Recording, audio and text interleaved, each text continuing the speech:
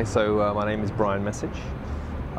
Together with my partners, I work with, manage, invest, partner with a whole range of artists, ranging from the likes of Radiohead and Faithless and Kate Nash, Band of Skulls, Hadouken, a whole range of very talented people.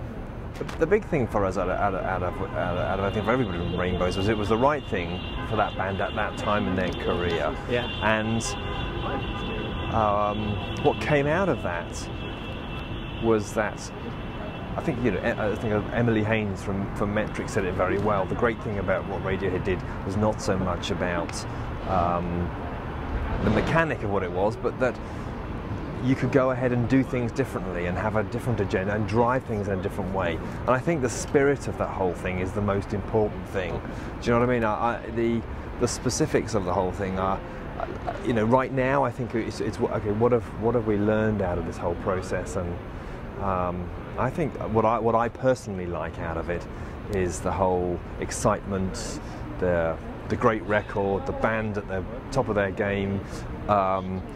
Doing something innovative and creative, and having a spirit of adventure.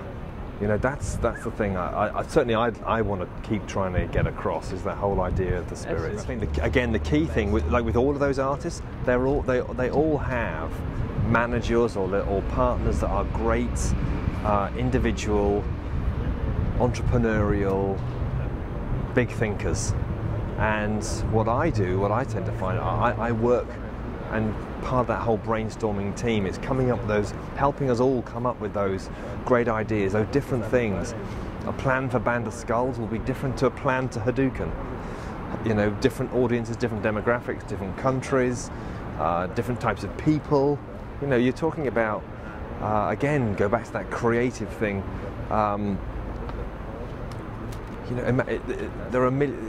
Imagination is unlimited. Then how to put models or business ideas to those imaginations requires a lateral thinking and doing things differently. And sometimes you'll have a scenario where one partnership is good one year and maybe not the next. What's very key for us is finding people who are very, very focused and passionate about the acts that they work with. Across all of the acts that I'm very lucky to work with, lots of people will like one and not like the other. So you want to match the passion and the enthusiasm and the energy with the people and the artists. You know what I mean? It's never easy, you travel the world, you meet lots of people, and you get